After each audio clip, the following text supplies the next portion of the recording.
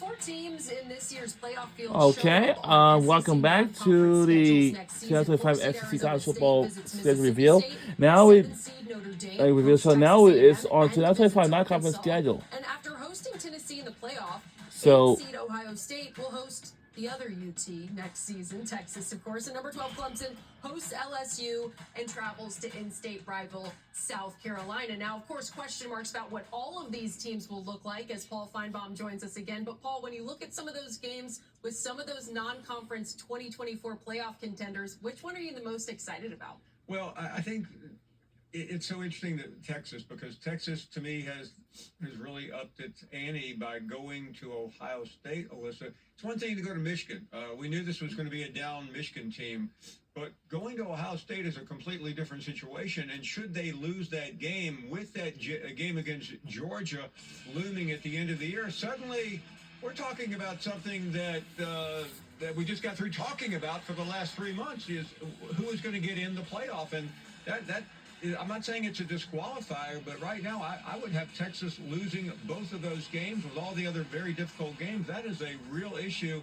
And outside the SEC, Notre Dame may kick themselves out of the CFP just from its SEC schedule alone. Remember, last year they lost to Northern Illinois, and they could not afford to lose another game. Yeah, going to be really tough for Texas. Certainly when you talk about those games that you just cited, Paul. I even look at Arizona State, Mississippi State, a game that we saw in 2024. And Benjamin, maybe Mississippi State fans were the first to know what Cam Scatterbo, the great running back at Arizona State, was going to be capable of all season long. Yeah, exactly. And we talk about this was a team in Arizona State that nobody knew was going to be this great, especially in this conference. If you're not watching these teams a lot, but Scatterbo, it's Arizona State team, obviously a playoff team. But you look also at Notre Dame. I look at this Texas A&M going on the road to South Bend, playing a Notre Dame football team that runs the ball really well. It's a tough team. We saw that matchup this past year in 2024.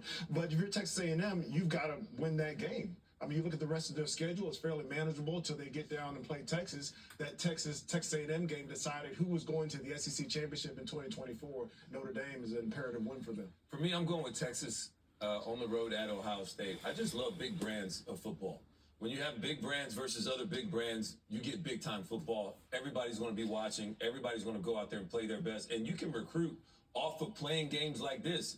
You want to go home, you want to do these other things, come on in here. We're going to play the best of the best. I love these type of matchups. I love them early in the season as well, because it kind of gives us a good opportunity of see what these teams are. But then at the same time, it doesn't kill their season.